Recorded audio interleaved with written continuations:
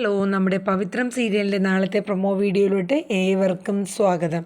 അങ്ങനെ നമ്മൾ കഴിഞ്ഞ ദിവസം കണ്ട് നിർത്തിയിരിക്കുന്നത് നമ്മുടെ വിക്രം അടുക്കളയിലോട്ടൊക്കെ വരികയാണ്. അപ്പോൾ അവിടെ അമ്മയുണ്ട്, ശ്രീജയുണ്ട്, നന്ദിനിയേട്ടത്തിയുണ്ട്, പിന്നെ നമ്മുടെ വേദ ഉണ്ടായിരുന്നു. അപ്പോൾ വേദ വിക്രമിൻ്റെ അടുത്ത് കുറച്ച് പച്ചക്കറിയൊക്കെ അരിയാനായിട്ട് വന്ന് ആ ടേബിളിൻ്റെ അവിടെ ഇരുന്നപ്പം വിക്രമിൻ്റെ അടുത്ത് ചോദിച്ചു, വിക്രം ചായ എടുക്കട്ടെ എന്ന് ചോദിച്ചു. അപ്പോൾ എടുക്കാൻ പറയുന്നുണ്ട്. അപ്പോൾ ആ സമയത്ത് തന്നെ ശ്രീജയുടെ അടുത്ത നമ്മുടെ കമല പറയുന്നുണ്ട്, മാഷിനും കൂടെ ചായ എടുത്തോ മോളെ എന്ന് പറയുന്നുണ്ട്. അപ്പോൾ നന്ദിനി പറയുന്നുണ്ട്, ഞാൻ എടുക്കാം അമ്മയെന്ന് പറയുന്നുണ്ട്. അപ്പോൾ മാഷ് ആ സമയം കുളിക്കാൻ വേണ്ടി പോയിക്കായിരുന്നു. എന്നിട്ട് മാഷ് കുളിച്ചിട്ട് പുറത്തോട്ട് ഇങ്ങനെ വരികയാണ് കേട്ടോ. വരുന്ന സമയത്ത് വിക്രം അവിടെ ഇരിക്കുന്ന കാണുകയാണ്. അപ്പോൾ വിക്രമിനെ കണ്ടപ്പോൾ മാഷ് ചോദിച്ചു, നീ ഒരിക്കലും നന്നാവാൻ പോകുന്നില്ല വിക്രം എന്ന് പറയുന്നുണ്ട്. അപ്പം കമല ചോദിച്ചു, എന്താ മാഷേ? അപ്പോൾ പറയുന്നുണ്ട്, ഇന്ന് അവൻ ഈ മാല ഇട്ടിട്ട് ഇന്ന് അവൻ ചെയ്ത പ്രവൃത്തി എന്താണെന്ന് നിൻ്റെ മോൻ്റെ കൂടെ ചോദിച്ചു നോക്കെന്ന് പറയും. അപ്പോൾ നമ്മുടെ വിക്രം പറയുന്നുണ്ട്, അതിന് ഞാൻ വ്രതം മുറിഞ്ഞു പോണ ഒരു കാര്യവും ചെയ്തില്ലല്ലോ എന്ന് പറയുന്നുണ്ട്. ചെയ്തില്ലേ? സമരപ്പന്തലിൽ പോയിരുന്ന് മുദ്രാവാക്യവും വിളിച്ച് നടക്കണത്, അടി ഉണ്ടാക്കണ കാര്യങ്ങൾ ചെയ്യാൻ പോണതൊക്കെ വ്രതം മുറിയുന്നതല്ലെന്നാണോ നീ പറയണത്? നീ ഒരിക്കലും നന്നാവൂലടാ, നിന്നെ ജാത്തിയാലുള്ളത് തൂത്താ പോവില്ല എന്ന മട്ടിൽ മാഷ് കുറേ അങ്ങോട്ട് പറയണം. അപ്പോൾ വിക്രം തർക്കിക്കുന്നുണ്ട്, ഞാൻ ഒരു തെറ്റും ചെയ്തിട്ടില്ലല്ലോ, ഞാൻ വ്രതം മുറിയുന്ന രീതിയിലുള്ള ഒരു കാര്യങ്ങളും ചെയ്തില്ല. നിൻ്റെ ദൈവമെന്ന് പറയുന്നത് ആ ശ്രീകാര്യം ശ്രീനിവാസൻ, നീ അയാളെ പുറകെ നടന്നാൽ മതി എന്നൊക്കെ പറഞ്ഞ് മാഷ് കുറേ അങ്ങ് ഷൗട്ട് ചെയ്യാണ്. അപ്പോൾ വിക്രമിനും ആകെ ഇതാവുകയാണ്. വിക്രം പറയണ ഞാൻ തെറ്റൊന്നും ചെയ്തില്ല, പക്ഷേ കമലയ്ക്കും വേദയ്ക്കും ഒക്കെ ആകെ ഇത് കേട്ട് സങ്കടമാവുകയാണ്. എന്നിട്ട് മാഷ് നേരെ അകത്ത് പോയിട്ട് ആ ഡോർ അങ്ങ് വലിച്ചടക്കുകയാണ് ആ ദേഷ്യം കൊണ്ട്. അപ്പോൾ നമ്മുടെ നന്ദിനി പറയുന്നുണ്ട്, ഇതാ ഞാൻ പറഞ്ഞത്, ഇവൻ ഒരിക്കലും വ്രതമൊന്നും കംപ്ലീറ്റ് ആയിട്ട് പിടിക്കില്ല വേദാന്ന്. അപ്പോൾ വേദയ്ക്ക് എന്തായിരുന്നു ഇവിടെ കിടന്നിട്ട്? ഞാൻ പറഞ്ഞില്ലേ, ഇവൻ 41 ദിവസത്തെ വ്രതം പോയിട്ട് ഒരു 10 ദിവസം പോലെ അവൻ വ്രതം തികച്ച് പിടിക്കില്ല വേദ. ഞാൻ പറഞ്ഞത് അപ്പോൾ നീ എന്നെ വഴക്ക് പറയാൻ വന്നുല്ലോ, ഇപ്പം എങ്ങനെയുണ്ട്? അപ്പം വിക്രമിന് ദേഷ്യം വരണം. അപ്പോൾ നമ്മുടെ കമല വന്നിട്ട് പറയുന്നില്ല, നീ ഒന്ന് ചുമ്മാതിരിക്കും നന്ദിനി. എന്താണ് മോനെ വിക്രമേ, ഈ സമയത്ത് നമ്മൾ തെറ്റായിട്ടുള്ള അരുതാത്ത ഒരു കാര്യങ്ങളും ചെയ്യാൻ പാടില്ല, നിനക്കത് പറഞ്ഞു തന്നിട്ട് വേണോ അറിയേണ്ടത് എന്നിങ്ങനെ പറഞ്ഞിട്ട് കമലയെ ഉപദേശിക്കണം. അപ്പോൾ നമ്മുടെ വേദ ചെന്നിട്ട് ചോദിക്കുന്നുണ്ട്, വിക്രം എവിടെയായിരുന്നു, ഏത് സമരപ്പന്തലിലായിരുന്നു, എന്തിനായിരുന്നു? ശ്രീകാര്യം ശ്രീനിവാസൻ പറഞ്ഞിട്ട് ചെയ്തതാണെന്നറിയാം, എന്നാൽ എവിടെയായിരുന്നു? അപ്പോൾ പറഞ്ഞു, ശ്രീകാന്തിൻ്റെ കമ്പനിയിലാണെന്ന്. ശ്രീകാന്തിൻ്റെ കമ്പനിയിലോ? ഉറപ്പായിട്ടും വിക്രം നിങ്ങളെ കരുവാക്കി ശ്രീനിവാസൻ നിങ്ങളെ കളിക്കണമെന്നാണ്. അത് നിങ്ങൾക്ക് ഇപ്പോഴും മനസ്സിലായിട്ടില്ല. ഈ 41 ദിവസം വ്രതം നോറ്റ് മാലയിട്ടിരിക്കുന്ന ഒരു അയ്യപ്പനോട് ഈ തരം പ്രവർത്തികൾ ചെയ്യണമെങ്കിൽ അയാളുടെ മനസ്സിൽ അത്രയും ക്രൂരമായിട്ടുള്ള ആ ഒരു ഇതുള്ളത് കൊണ്ടല്ലേ അയാൾ ആ ചെയ്യിപ്പിക്കുന്നതെന്ന്. അതൊന്നും അല്ല, ഞാനാണ് യൂണിയൻ മെമ്പർ. അപ്പോൾ എനിക്ക് സമരപ്പന്തലിൽ ചെന്നിരുന്നിട്ട് ഇവരും ഫാക്ടറി ഉടമകളും തമ്മിൽ ഒരു വാക്ക് തർക്കമോ അതൊന്നും വരാണ്ട് നോക്കേണ്ട ഉത്തരവാദിത്തം എനിക്കുണ്ട്. എന്നെയാണ് ശ്രീനി സാറെ ഏൽപ്പിച്ചിരിക്കണേന്ന് പറഞ്ഞ് വിക്രം പറയുന്നുണ്ട്. അവസാനം വിക്രമിന് ദേഷ്യം വന്ന് വിക്രം റൂമിലോട്ട് പോവാണ്. അപ്പോൾ അതിൻ്റെ പുറകെ നമ്മുടെ വേദയും പോവാണ്. വേദ പോയിട്ട് പറയുന്നുണ്ട്, വിക്രം എന്തായാലും നിങ്ങൾ ചെയ്തത് തെറ്റ് തന്നെയാണ്. 41 ദിവസം വ്രതം നോറ്റ് നമ്മൾ അത്രയ്ക്ക് നമ്മൾ മീനും മുട്ട ഇറച്ചിയൊക്കെ തിന്നുന്നത് മാത്രമല്ല വ്രതമെന്ന് പറയുന്നത്. നമ്മളെ മനസ്സുകൊണ്ട് നമ്മൾ ഒരു തെറ്റിലോട്ട് പോകാണ്ട് ഭക്തിയോടുകൂടെ 41 ദിവസവും നമ്മൾ ആ വ്രതം നോറ്റാലേ നമുക്കതിൻ്റെ ഫലം കിട്ടുള്ളൂ. ഇപ്പോൾ ഇന്ന് സമരപ്പന്തലിൽ വലിയ പ്രശ്നങ്ങളൊന്നും ഉണ്ടായില്ല എന്ന് വിക്രം പറയുന്നുണ്ട്. നാളെ ഒരു വഴക്കും ബുദ്ധിമുട്ടും അടിയും ഉണ്ടാവില്ല എന്ന് എന്തെങ്കിലും ഉറപ്പുണ്ടോ? അങ്ങനെ ഉണ്ടാവും, അതങ്ങനെയാണ്. ഫാക്ടറിയിലുള്ള ആൾക്കാർ അതെന്തായാലും ചെയ്യിപ്പിക്കും. ഗുണ്ടകളെ വിട്ടോ പോലീസിനെ വിട്ടോ ഒക്കെ ഈ സമരം പൊളിക്കാണ്ടിരിക്കും അവർ. അപ്പോൾ വേദ പറയുന്നുണ്ട്, ആ സമയത്ത് വിക്രമിന് ഇടപെടാണ്ടിരിക്കാൻ പറ്റുമോ? അപ്പോൾ ഇത് മനഃപൂർവ്വം ശ്രീനിവാസൻ ഇത് വിക്രമിൻ്റെ വ്രതം മുടക്കാൻ വേണ്ടി തന്നെയാണ് ഈ സമയത്ത് ഈ ഒരു പദ്ധതി ആസൂത്രണം ചെയ്ത് കറക്റ്റ് സമയത്ത് വിക്രമിനെ അതിലോട്ട് തള്ളിവിടുന്നത്. അപ്പോൾ വിക്രം പറയുന്നുണ്ട്, അതിന് അടിയൊന്നും ഉണ്ടായില്ലല്ലോ. ഇപ്പോൾ ഇന്ന് അടി ഉണ്ടായില്ലെന്നല്ലേ ഉള്ളൂ വിക്രം. ഞാൻ പറയാനുള്ളത് പറഞ്ഞു. വിക്രം കാര്യം എനിക്കൊരു നേർച്ചയുണ്ടായിരുന്നു വിക്രമിനെ കൊണ്ട് ഞാനത് ചെയ്യിപ്പിക്കാമെന്ന്. പക്ഷേ ഒരിക്കലും വിക്രം തെറ്റായ രീതിയിലൊന്നും പോകരുത്. അപ്പോൾ വിക്രം പറയുന്നുണ്ട്, നിൻ്റെ നിർബന്ധത്തിനല്ലേ ഞാൻ മാലയിട്ടത്, അല്ലാണ്ട് വിക്രമിനപ്പോൾ ഒരു ഭക്തിയോടുകൂടെ അല്ലേ ഇപ്പോൾ പോകുന്നത്. എൻ്റെ എനിക്കൊരു വഴിപാടുണ്ടായിരുന്നു, അത് ഞാൻ ചെയ്യിപ്പിച്ചു, അത്രയേ ഉള്ളൂ.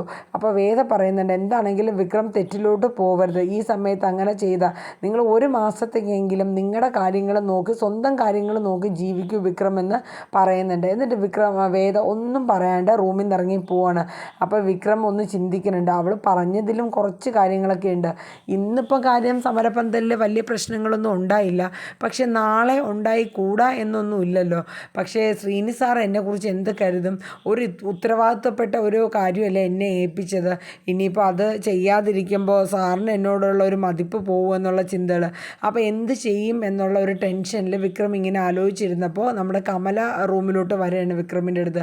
എന്നിട്ട് കമല ചെന്നിട്ട് സങ്കടപ്പെട്ട് വിക്രമിനോട് പറയുന്നുണ്ട്, മോനെ നിനക്ക് വേണ്ടിയിട്ട് ഞങ്ങളെല്ലാവരും അച്ഛൻ ഉൾപ്പെടെ ഒരുപാട് പ്രതീക്ഷയോടെയാണ് ഞങ്ങൾ നിൻ്റെ ഈ ഒരു വ്രതം ഞങ്ങൾ കാണുന്നത്. കാര്യം എൻ്റെ പഴയ മോൻ അല്ലെങ്കിൽ ആ സ്വഭാവ രീതികളൊക്കെ മാറി ആ കുട്ടിയാണെങ്കിലും നിനക്ക് വേണ്ടിയിട്ട് എത്രത്തോളം കിടന്ന് അവളും ഈ ഒരു ഇത് ചെയ്യുന്നുണ്ട്. നീ ഈ സമയത്ത് അരുതാത്തതൊന്നും ചെയ്യില്ല മോനെ. കാരണം നമ്മൾ ഈ വ്രതം എടുത്തിരിക്കുന്ന സമയത്ത് ഇതുപോലെയുള്ള കാര്യങ്ങളൊക്കെ വന്നു കഴിഞ്ഞാൽ അവസാനം നമ്മൾ മാല ഊരേണ്ടി വരും. അതിലോട്ടൊന്നും പോകരുത്. അത് കൊടും പാപമാണ്. നമുക്ക് കുടുംബത്ത് ഒരുപാട് ദോഷങ്ങളൊക്കെ വന്ന് ഭവിക്കും. അതുകൊണ്ട് മോൻ അരുതാത്തതിനൊന്നും പോകരുത് എന്നൊക്കെ പറഞ്ഞ് മനസ്സിലാക്കി കൊടുക്കുന്നുണ്ട് കമല. എന്നിട്ട് കമല നേരെ നമ്മുടെ മാഷിൻ്റെ അടുത്ത് റൂമിലോട്ട് പോകണം. അവിടെ ചെന്നപ്പോൾ മാഷ് സങ്കടപ്പെട്ട് ഇങ്ങനെ ആലോചിച്ചിരിക്കുകയാണ്. ഒരിക്കലും നന്നാവില്ലടോ അയാൾ എന്നിങ്ങനെ മാഷ് കമലയോട് പറയുന്നുണ്ട്. മാഷ് അവന് ഒരു ചാൻസും കൂടെ കൊടുക്കുക.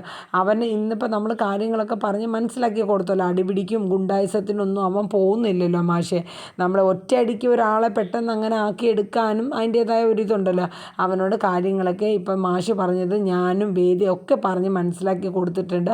അവൻ നന്നാവും മാഷെ, നമുക്ക് പ്രാർത്ഥിക്കാം. അയ്യപ്പ ഭഗവാൻ അവനെ നല്ല രീതിയിൽ നയിച്ചു കൊണ്ടുവരും എന്നൊക്കെ കമല പറഞ്ഞ് മാഷിനെ സമാധാനിക്കുന്നുണ്ട്. മാഷ് അപ്പോൾ പറയുന്നുണ്ട്, എനിക്കൊരു പ്രതീക്ഷയില്ല കമല, എനിക്കൊരു അംശം പോലും ഇല്ല, അവൻ നന്നാകുമെന്ന് എനിക്ക് തോന്നുന്നില്ല എന്നൊക്കെ പറഞ്ഞ് ഇങ്ങനെ ഇരിക്കുകയാണ്.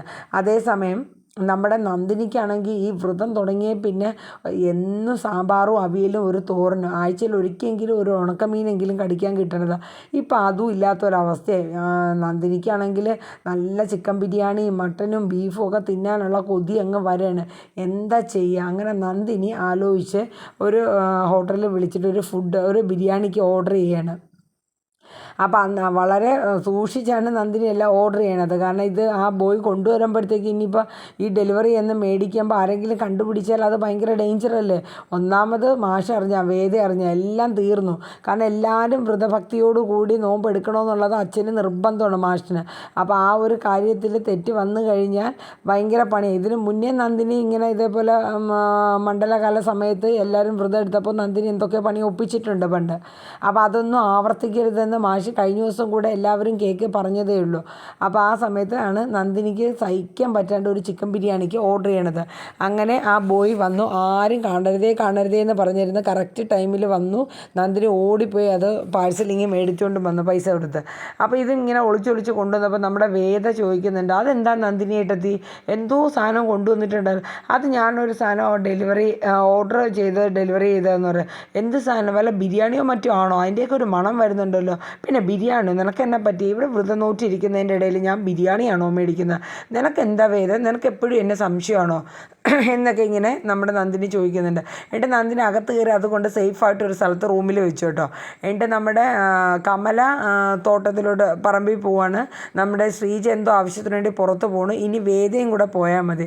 വേദയ്ക്കാണെങ്കിൽ അന്ന് കുറച്ച് വൈകി പോയാൽ മതി എന്നുള്ളതുകൊണ്ട് വേദ പതുക്കെ റെഡി ആവുന്നേ ഉള്ളൂ. അങ്ങനെ നന്ദിനി അകത്ത് പോയപ്പോഴത്തേക്ക് വേദയ്ക്ക് എന്തോ ഒരു സംശയം തോന്നുന്നുണ്ട്. എന്നിട്ട് വേദ എന്ത് ചെയ്തു? പോകാനെന്ന മട്ടയിൽ റെഡി ആയിട്ട് എല്ലാം ഇറങ്ങി. നന്ദിനിയേട്ടത്തി ഞാൻ എന്നാൽ പോയിട്ട് വരാം. ആ ശരി നീ പോയിട്ട് വാന്നും പറഞ്ഞ് വലിയ സന്തോഷത്തിൽ നന്ദിനി വേദന യാത്ര അയക്കുകയാണ്. ഈ പണ്ടാരം കൂടെ പോയി ഇനി സമാധാനമായിട്ടിരുന്ന് ആ ബിരിയാണി തിന്നുക എന്ന് പറഞ്ഞ് റൂമിലോട്ട് കയറി. ഈ സമയം നമ്മുടെ വേദ മോള് വേദ ചെന്നിട്ട് ആ ഡോറിൻ്റെ ആ ലോക്ക് ഇടുന്ന സ്ഥലത്തൂടെ ഇങ്ങനെ നോക്കിയപ്പോൾ നന്ദിനി ഒരു ബിരിയാണിയാണ് ഓർഡർ ചെയ്തിരിക്കുന്നത്. എന്നിട്ട് അതിൽ നിന്ന് ചിക്കൻ കാലൊക്കെ എടുത്തിട്ട് ഇങ്ങനെ കൊതി വെച്ച് ഇങ്ങനെ ആസ്വദിക്കുകയാണ്. അതിൻ്റെ മണമൊക്കെ ആസ്വദിച്ച് അങ്ങനെ അങ്ങ് നിൽക്കുകയാണ്. അപ്പോൾ വേദ പറഞ്ഞ് മിടിക്ക് നീ ആൾ കൊള്ളാലോ. ഇതങ്ങനെ വിട്ടുകൊടുത്താൽ പറ്റില്ലല്ലോ. തെളിവ് സഹിതം എല്ലാവരും മുമ്പിലും കാണിക്കണം. 8ൻ്റെ ഒരു പണി കൊടുക്കണം. ചില്ലറ ചാട്ടമൊന്നുമല്ല കിടന്ന് ചാടുന്നത്. എന്നിട്ട് വേദ എന്ത് ചെയ്യുകയെന്ന് വെച്ചാൽ വേദയുടെ മൊബൈലിൽ ആ ഹോളിൽ കൂടെ ഈ മൊബൈലിൽ ക്യാമറ എടുക്കുകയാണ്, വീഡിയോ എടുക്കുകയാണ്. അപ്പോൾ നന്ദിനി ഇതൊന്നും അറിയില്ല. നന്ദിനി ആ ചിക്കൻ്റെയൊക്കെ ഭംഗിയൊക്കെ ഒന്ന് ആസ്വദിച്ച് ആ മണമൊക്കെ എടുത്ത് അങ്ങനെ ആസ്വദിച്ച് നിൽക്കുകയാണ് കേട്ടോ. വേദ ഇതെല്ലാം വീഡിയോയിൽ പിടിച്ചെടുക്കുകയാണ് കേട്ടോ. അവസാനം ആ ഒരു അങ്ങനെ കാണിക്കുന്ന ആ രംഗത്തോടു കൂടിയാണ് നാളത്തെ നാളത്തെ വീഡിയോ പ്രൊമോ തീരുന്നത്. അപ്പോൾ എന്തായാലും നന്ദിനിയുടെ ഈ ഒരു രീതിയൊക്കെ എല്ലാവരുടെ മുമ്പിലും പൊളിച്ചടുക്കി കൊടുക്കുകയാണ് കേട്ടോ. അപ്പോൾ വരും ദിവസങ്ങളിൽ നമ്മുടെ പവിത്രം സീരിയലിൻ്റെ പ്രൊമോ നിങ്ങളുടെ മുന്നിൽ കൃത്യസമയത്ത് എത്തും. എല്ലാവരും നമ്മുടെ വീഡിയോസൊക്കെ ഒന്ന് കാണാം. എല്ലാവർക്കും നല്ലൊരു ഡേ ആവട്ടെ. എല്ലാവരോടും Tata, bye bye, take care, thank you. അതോടൊപ്പം നമ്മുടെ വീഡിയോസൊക്കെ ഇഷ്ടപ്പെട്ടാൽ ഒന്ന് ലൈക്ക് ചെയ്യുക. പിന്നെ നിങ്ങളുടെ വിലയേറെ അഭിപ്രായങ്ങളും കൂടെ ഒന്ന് കമൻറ്റ് ചെയ്യണം കേട്ടോ. നമ്മുടെ ചാനൽ ഇതുവരെ സബ്സ്ക്രൈബ് ചെയ്തില്ലെങ്കിൽ സുമി മുഫാസ് ടേസ്റ്റി കിച്ചൺ എന്ന ഈ ഒരു ചാനലും കൂടെ എല്ലാവരും സബ്സ്ക്രൈബ് ചെയ്യുക. അതോടൊപ്പം തന്നെ ഈ ചാനലിൽ നമ്മൾ മഴതോരും മുൻപേ, പത്തരമാറ്റ്, പവിത്രം അങ്ങനെ 3 സീരിയലിൻ്റെ പ്രൊമോ വീഡിയോസാണ് നമ്മൾ ഇടുന്നത്. എല്ലാവരും ഒന്ന് സപ്പോർട്ട് ചെയ്യാം കേട്ടോ. Okay, bye, Tata.